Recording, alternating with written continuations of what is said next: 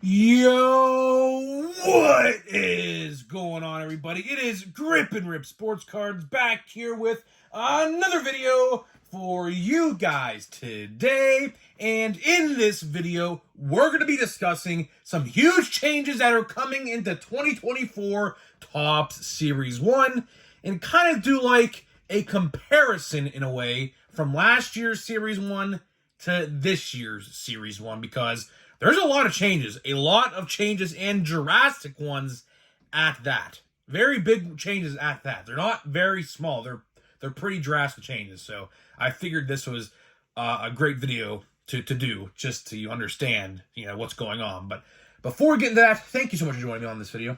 Can we get a minimum of 100 likes on today's video? As that is the best way you can help me grow this channel is by hitting that like button to show your support for the content that we do make. And speaking of growing the channel, we are doing a giveaway. We're giving away hobby packs of baseball cards once we hit 8,000 subscribers. All you have to do to enter is be subscribed, like this video, turn on the post notifications for all the content you see on the channel, and last but not least, leave a comment in the comment section on what you're looking forward to this baseball season, and I will pick the winner once we hit 8,000 subscribers. So there's that. I think we'll hit 8,000 relatively soon. We've had a really, really good couple months on the channel, so I think we're going to get that goal relatively soon. So maybe we'll do some Series 1 giveaways. I think that's probably what we're going to do. I think that's definitely, the move we're going to go in because I think Series 1 will probably hit 8,000 right around Series 1, maybe a little after Series 1. So if you're brand new, love to have you here. Hit that subscribe button. And let's get into the content. Let's get into the content at hand in today's video. Of course, Series 1. So, like I said in the open, we're going to do a little bit of a comparison video today because, there's a lot of different things going on in Series 1 this year. I mean, to be honest, we don't know everything yet. We don't, to be honest with you. Of course, we are all waiting for that base card design reveal. I mean, we all are. In a couple days from now, it'll mark 1 month to the day that this set is going to come out. So I'm not entirely sure what's going on here. Again, I don't work for Topps. I wish I did, to be honest with you, so that way I could tell you directly what's going on rather than them hiding it from us, because really what they're doing is they're hiding something from us. I don't know exactly what's going on. I could try to maybe ask a couple people that I know maybe to find out some answers regarding this particular topic, but for the most part, I mean, I really genuinely truly think that they are hiding something from us, and it's not good. I think there's a problem with Series 1 that we don't know about, and that is why this is happening as we're speaking. Them not showing the base card design and things like that.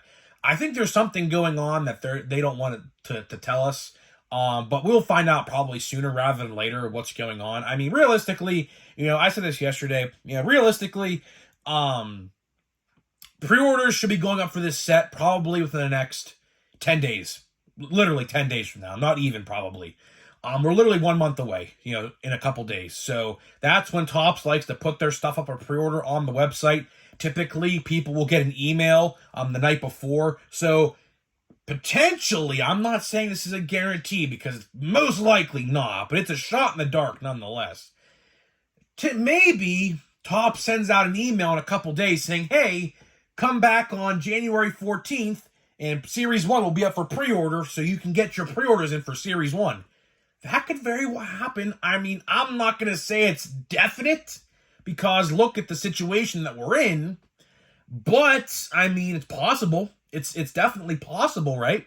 So keep an eye out for that, just as a heads up, in case it does happen. I mean, like I said, it's a shot in the dark, really, but you never know. You truly never know, because they operate completely different now than how they did a couple years ago. So, yeah, so let's get into it. So let's compare, right?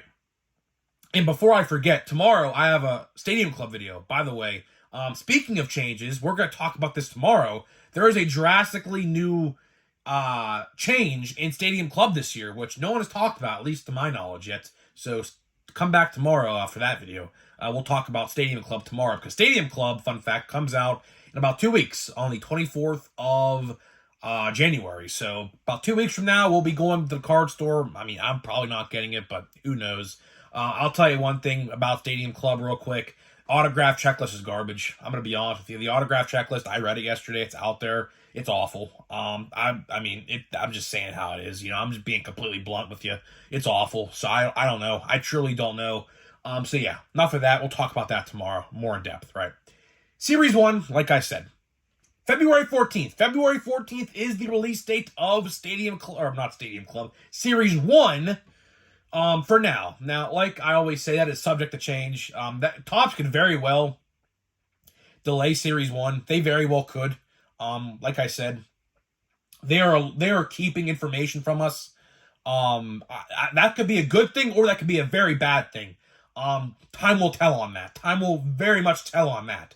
But like I said, February 14th is the release date of Stadium Club, of course. Or not Stadium Club, Series 1. Jeez, man. Mentioned Stadium Club one time, now I'm saying it all over, right? So Series 1, February 14th. So let's talk the formats, of course. How it always is. Fat packs, hanger boxes, blaster boxes, monster boxes, hobby boxes, and jumbo hobby boxes. To my knowledge. I think that's all of them. There could be something new, like a Breaker's Delight that they haven't mentioned or nothing like that yet. I don't know. But for the most part, that is the formats of the set. Nothing changed there.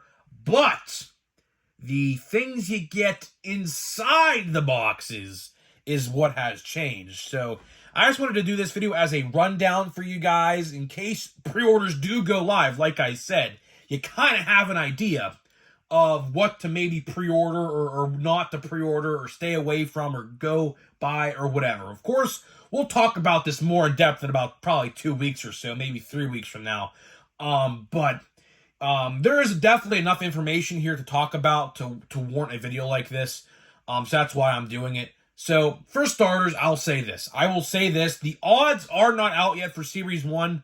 So with that being said, if retail goes up for pre-order on any site like a Topps.com or Steel City, do not buy it. Do not buy it yet until the odds are out.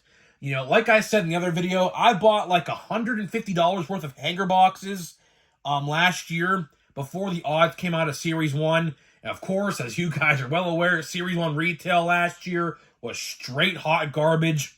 So please do yourselves a favor. And if Series 1 retail goes up for pre-order, believe me, it's not going to sell out. It is not going to sell out at all, so you have nothing to worry about there. Just don't buy it until you see the odds. Because don't get hosed out like I did, thinking they were going to be great, and turned out to be crap. So, again, I reiterate, don't buy retail until you see the odds. Lesson learned from me, believe me, because I regret it 110%. But either way, let's talk about the changes, because there's a lot of changes that a lot of people don't know about. For example, a lot of people, of course, didn't know this about Update, but Update last year with 2023, they took cards out of the product. So as you see here, I will show you this. I got this hanger box for Christmas. I have it here. So 59 cards, right? 59 cards. And of course, as you see, well, I'll show you. I'll get this box here behind O'Neal Cruz. You got 67 cards in the past. So they took away some cards in the product. So that's obviously not good. But the problem is, you would think if they took cards out of the product that they would, lower the price. But that's obviously not the case. That didn't happen. So keep an eye out for that. Hanger boxes, I think, are minus 12. Fat packs, I think, got minus, 6 cards, or 4 cards. I don't remember exactly. Blaster boxes got minus, I believe, I'd like to say 15 cards. Monster boxes, we'll have to wait and see on that because there were no monster boxes in Update, so we have to come back to that. That could very well have minus cards as well, so stay tuned to that answer. Hobby boxes got minus to 96 cards, which is ridiculous. And, of course, jumbos, for whatever reason, stayed the same. I don't know why, but they stayed the same, right? But either way, so yeah, keep an eye out for that. So if you didn't buy Update like I didn't buy a single box of Update Chrome update I did, but regular update I did not. Keep an eye out for that, as that is definitely something to keep an eye out for. The price, especially. Hopefully, boxes for hobby boxes of Series 1 are probably, I would like to say, in the $80 range. For update, they are $100. I think that's ridiculous. The fact that they take out 100 cards and they keep the price the same, that's just not a good look to me at all. So they definitely have to compensate something there. Like, maybe they throw something different in there this year, like some exclusive, guaranteed, like, shimmer cards or something. I don't know. I'm just brainstorming here. But certainly you would think that they'd put something exclusively or to make up the fact that they're taking cards out of the product. But of course, we'll talk about that a lot more, like I said, in the next coming weeks. But blaster boxes, of course, have Easter cards. I kind of already said that, but in case you haven't heard the other videos, there's Easter eggs, Easter bunnies, flowers, roses, dandelions, I think, flowering, watering pots to water the flowers. I mean, there are a ton of different Easter-themed cards in the blaster box with Series 1. Take that with what you will. I mean, some people are for it, some people are against it. I'm not totally against it, but again, the holiday-themed cards in regular boxes like this, and not like a 2023 or 4 Tops holiday or whatever, kind of weird. Kind of weird to see, like, Halloween cards and update.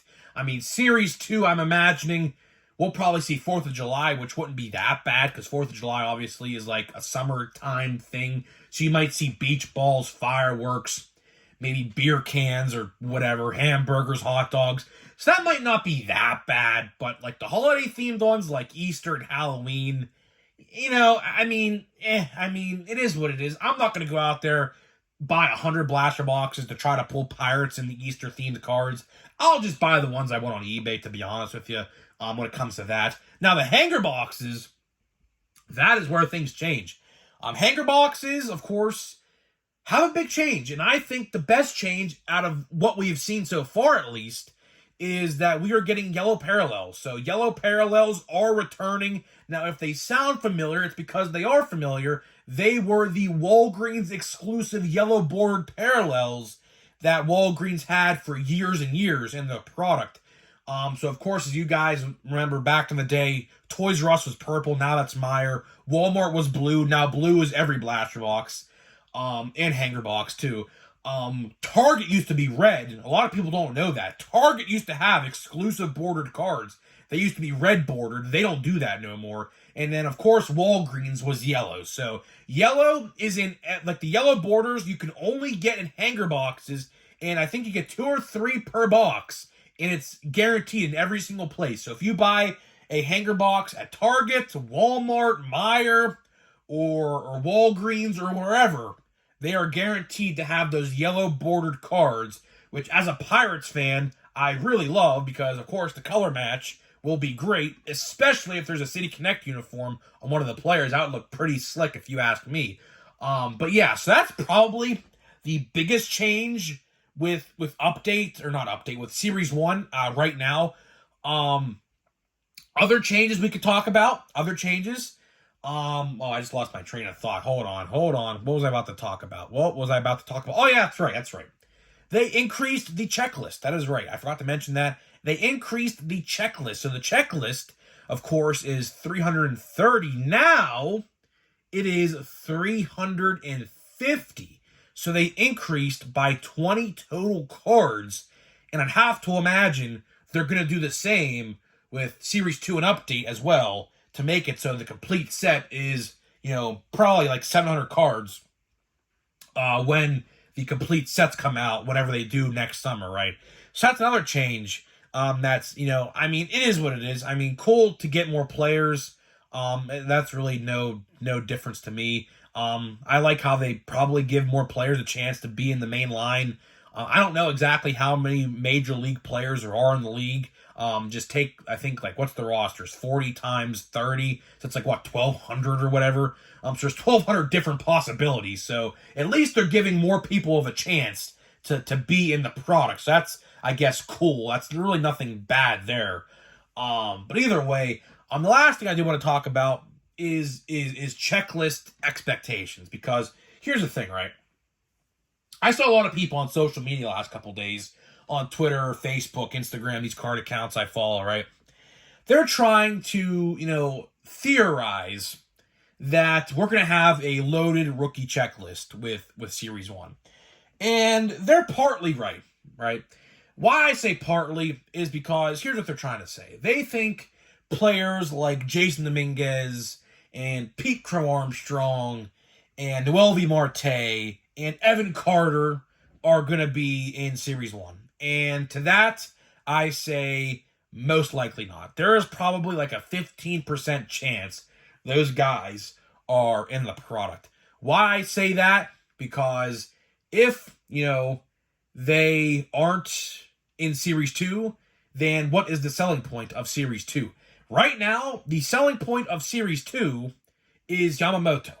Yamamoto and Young-Ho Lee, and Iminaga for the Cubs now. We have a lot of these Japanese players coming into the league, so expect a lot of Japanese players in as rookie cards this year. There's a ton. There's an absolute ton of new rookies coming over from Japan to play baseball in America, so keep an eye out for that.